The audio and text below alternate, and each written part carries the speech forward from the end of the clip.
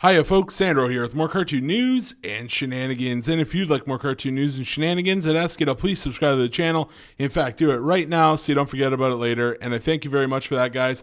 So today, I'm going to be doing a quick fire review of Invincible, which is a really good show.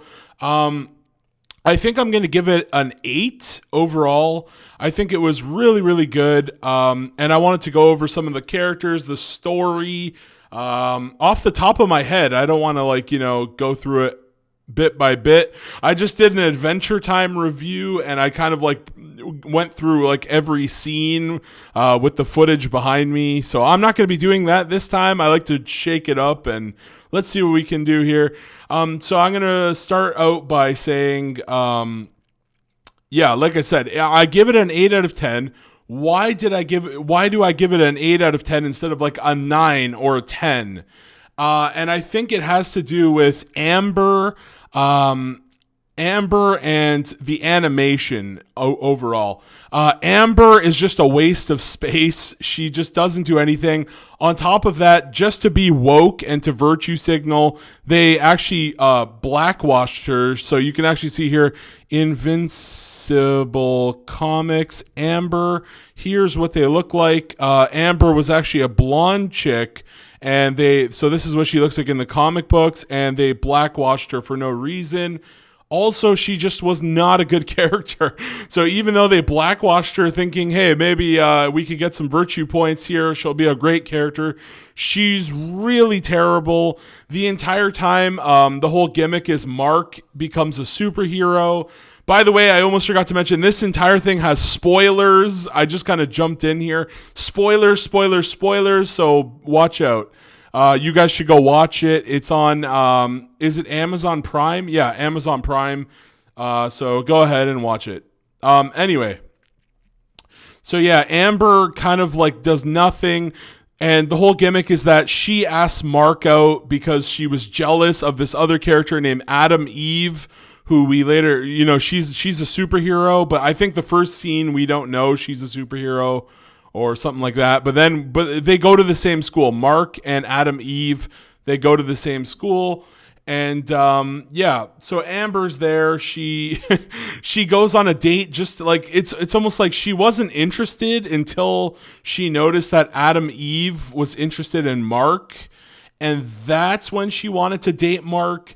And the whole time, Mark has to keep making up excuses of why he can't be with Amber. And then Amber, being this condescending, bitch, she's just a terrible character all around. And then she goes, I knew you were invincible the whole time. I knew you were a superhero the whole time. I figured it out. And she was just a bitch. And she's she treats Mark like shit. Basically, Mark was out there saving the planet from destruction, and she's like, yeah, I don't want to date you right now, or we're on a break right now because basically you were out saving the world and didn't tell me. And that's a secret identity, though, guys. That's a secret identity. She was just a bitch. I can't stand Amber, literally the worst character in this show. And I'm going to go through each character. Actually, I think I'm going to start with there's this fake team of Justice League people. The first episode, in my opinion, is the best episode. The ending was crazy. Basically, there's a Justice League that normally saves the day. And so our main character is named Mark. And Mark basically is the guy who is invincible. He's the main character. He's the main dude. This is Mark right here, Mark Grayson, which kind of, you could tell this was very heavily inspired by DC Comics. This character, literally Mark Grayson, which is kind of like Dick Grayson from DC Comics, Robin. And so anyways, Amber, let's get rid of Amber. She's, I've talked about her, so we don't need to talk about her anymore. But Mark is kind of the main hero of the show. So there's a fake Justice League, basically Superman, which is Omni-Man, which is Mark's father. He's right there, Omni-Man, Nolan Grayson, otherwise known as Omni-Man, who is actually voiced by J. Jonah Jameson, aka J.K. Simmons from Spider-Man. You might remember him. He's the guy who's like, Spider-Man's a menace. You might remember him as him. And this character, Omni-Man, was actually inspired by J.K. Simmons. They even look so similar. There's shots of him online that look almost identical to Omni-Man. So that's pretty cool. So yeah, he's kind of like the Superman of the fake Justice League. There's like a fake Batman that's like, he's a black dude that uses like technology at a much higher degree of Batman. And then there's like there's a parody of like Aquaman where he's actually just a fish. There's a parody of like Wonder Woman. There's a parody of Cyborg. Cyborg is the only one that lives at the end. Funny enough, he's actually voiced by the guy who does Cyborg in the Teen Titans. If you've ever seen the Teen Titans Cartoon Network show, yeah, he does the voice. He does the voice of the fake Cyborg. And then, I think there was a whole bunch of them. There was like, was there like a Hawk Girl or something ripoff? There's a Martian Manhunter ripoff. There was a whole bunch of them. Basically, a Flash. There was a Flash. He was kind of like a Russian Flash kind of character. So there was an entire parody of the Justice League, basically. And it was pretty cool, honestly. And I was not expecting them to die. They literally just all die except for Omni-Man. He's the only one who lives. So he's kind of like a parody of Superman, but he's like evil-ish, sort of. Very suspicious. But anyway, yeah, so that's... and then there's... we're going to go one by one and talk about the characters. So yeah, in the first episode, that's Omni-Man kills the whole team. It's kind of like a murder mystery. People are wondering, like, the viewer who watches the show is wondering, why did Omni-Man kill his team of superheroes?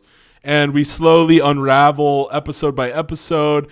And I want to talk about the characters. There's a lot of characters. I'm probably going to forget a whole bunch of them. And I don't want this to be too long a review, so I'm talking fast. I'm going quick. It is a quick fire review, so I'm trying to pick up the pace. Debbie Grayson, so this is Omni-Man's wife. And yeah, she was actually a really good character. I think she was really, really good. She plays the role really well. Later in the episodes, Omni-Man, it is found out that yes, Omni-Man is evil. He is like a villain. And he basically says that he was sent to this planet Earth to actually take it over and prime it for conquest. He basically was sent to the Earth to weaken it.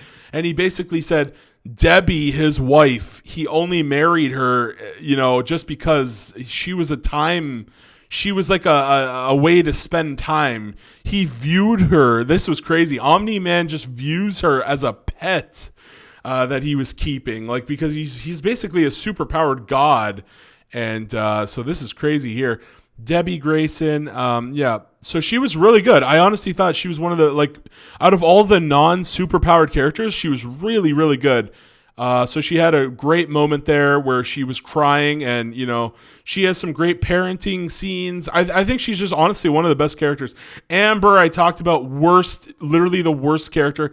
William Clockwell. So William, he's the best friend of Mark. He doesn't actually do anything in this show, just like Amber, where at least Amber does something.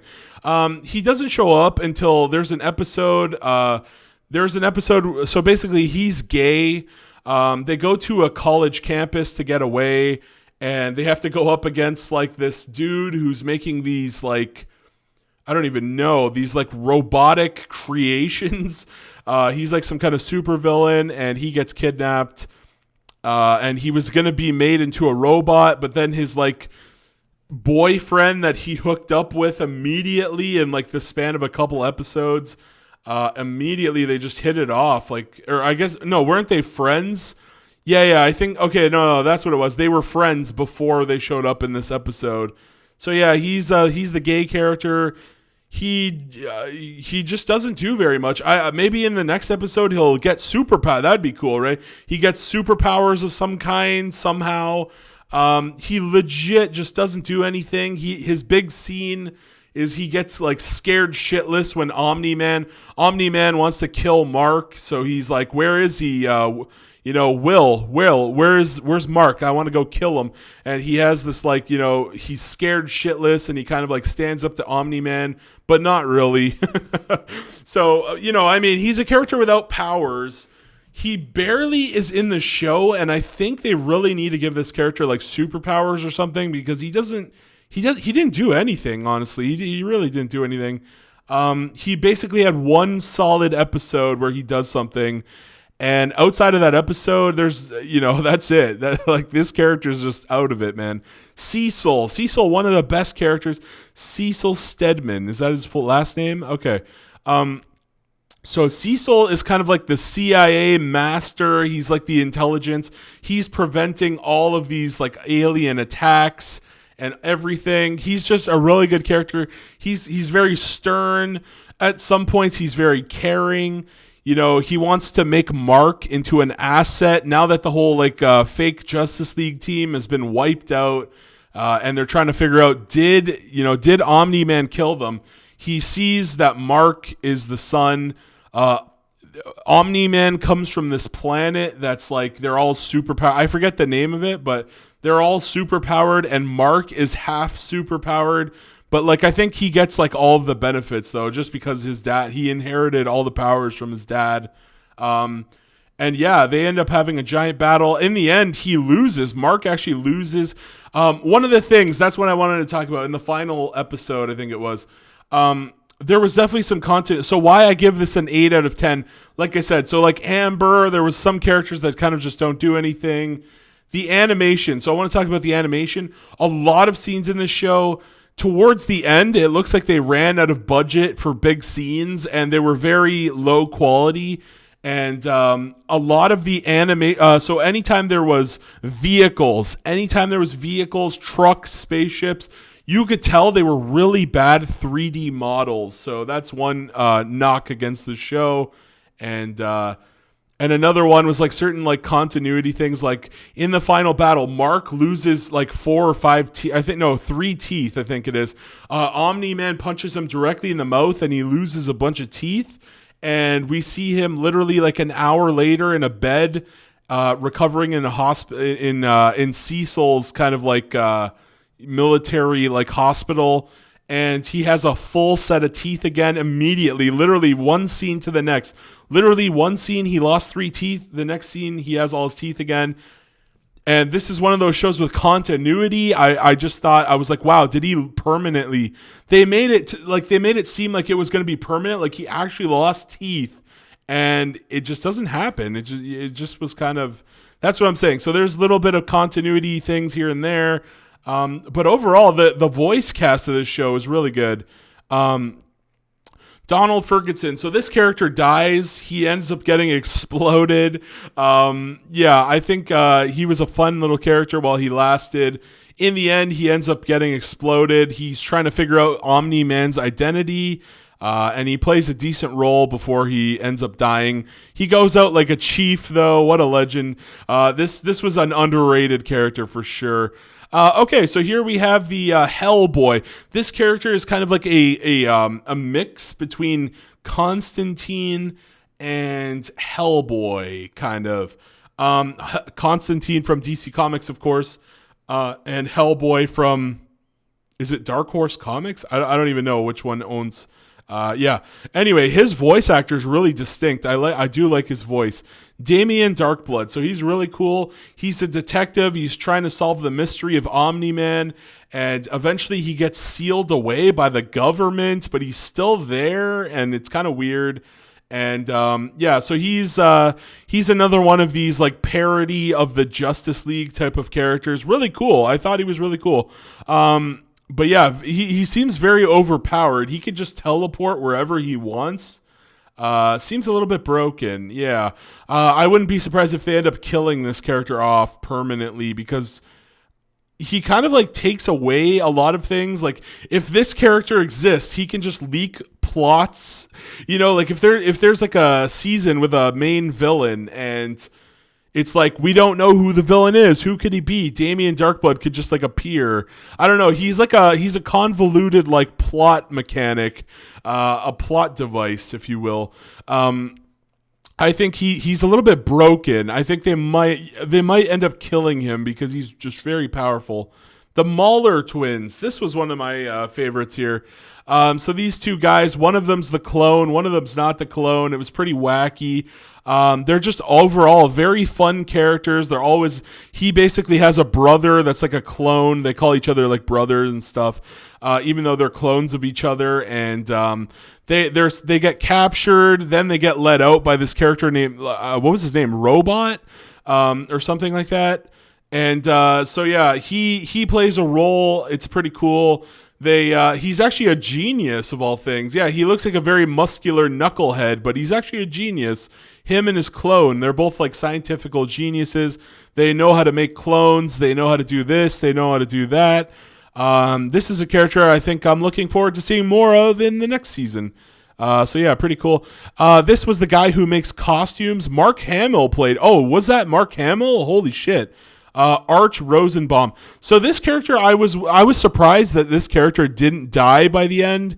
He ends up, meeting up with Debbie, who's Omni-Man's wife, and yeah, they were pretty cool. He was just a nice little cool character. He was friends with Omni-Man, and Omni-Man doesn't kill him, but he does like threaten him, and they end up, he ends up scaring the shit out of him, but in the end, I'm honestly just surprised he ended up living. This is the guy who makes the costume for Invincible. Pretty cool character. He doesn't appear very much, but pretty cool. So this is Zachary Quinto. That was from that, oh my God, what was that show called? It was the show where they all get superpowers and, what Star Trek movie? Hero, right? Heroes. That was it. Yeah, he plays in Heroes. You might remember this guy. He's kind of like a villain, and then he turns good towards the end. He kills a bunch of people in Heroes. But yeah, and he was in this show. He plays Robot. He does play Robot. So Robot is an interesting character. When I first saw him, I didn't like him, but I thought he actually was a robot. But it turns out he's actually just a human who's kind of like control puppeteer. He's a human that's like, he can't go outside of like a test tube or he'll be just like, he'll die. And he's trying to, his ambitions are that he wants to be a real human and escape his pod. And he basically gets help from the Mueller twins, whatever. He gets help. He ends up cloning himself and killing the original, which is pretty cool. And I thought this character was very deep character there. Yeah, so I really enjoyed the character. At first, like I said, I didn't like him. I also really enjoy his relationship with Monster Girl. I thought that was pretty cool. So maybe they'll end up together. Adam Eve, this is one of the best characters, but she doesn't do very much, honest to God. Yeah, I think everybody wants her to end up with Mark instead of Amber. This character has powers. I don't know what the hell her powers are. She has like molecular powers. This character is another deep one. Her parents are very concerned about her being a superhero because they're very protective. I thought that was cool. We don't really get to see that much in shows. We don't get to see that very much. Usually the superhero kind of just does their thing and uninterrupted, but she ends up going to live out in the woods. She moves out of her parents' house. She's living off the land using her molecular powers. It's very cool. So she basically becomes her own, she has her own little tree fort that she makes. And I want to see more of this character. I want them to explain her powers more. I just didn't get that. And yeah, I almost forgot to mention the next character here, Rexplode, is this character. He does a voice on oh my God, what's that? What was that show called? Close Enough. He does that. He does one of the characters on Close Enough. Very funny voice actor. His voice is very good. I do like his voice actor. So Jacobs fits perfectly with, or what? Why did I start reading that? Oh my God. Yeah. So Adam Eve was dating Rexplode, but then Rex cheats on her with this. What was her name? Duplication Girl or something. Multiplication Girl or something like that. He ends up, he catches her. She catches Rex in the shower with her. and he cheats on her. He's just a dick boyfriend, but this guy is one of the funniest characters. He has the ability to make objects explode, and then he could throw them. So he's pretty cool. Yeah, I want to see more of Rex. Oh, that was her name, Duplicate. Yeah, sorry, that was my bad. So Duplicate. So she doesn't do that much. She's just kind of a side character, but her main thing was cheating on Adam Eve with Rexplode. She literally has the ability to split into a whole bunch of different people, and then her clones actually die. Her clones do die, which is really cool. Normally when they do characters like this, they don't die. The clones don't die. They just kind of fade out of existence, or it's like Naruto's where the clones poof into smoke. So yeah, she's there. Black Samson. This is not a great character. Wait, which one? Oh yeah, this is the knockoff Cyborg. He does play. See, he's the voice of Cyborg in Teen Titans. I think this character should have died in when all the other Justice League team died. He's the only survivor, and he doesn't really do much of anything. He just helps. He helps in a couple battles. He also survives death 2 times. So yeah, he ends up living on 2 separate occasions and not dying. And I'm literally like, what does this character serve to the story?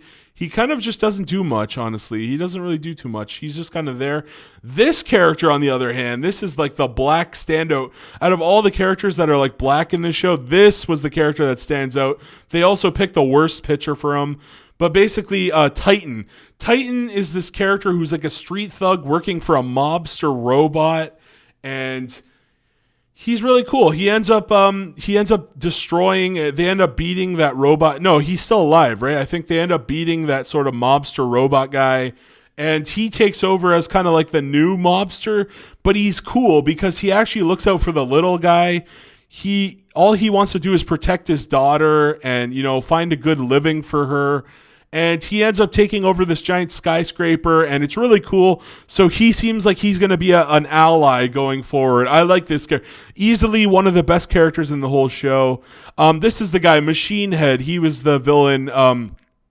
He was the mobster. I couldn't remember his name. Machine Head. So Titan ends up defeating Machine Head. But I think Machine Head is still alive, though. I'm pretty sure. I could be wrong. His voice, I did like his voice. They had one of those robotic. They made him have a pretty good robotic voice. I think this was easily one of the best voice actors. Very distinct, very memorable. There's so many though. They even had Mark Hamill on this thing. Hamill, however you say his name. So yeah, Machine Head.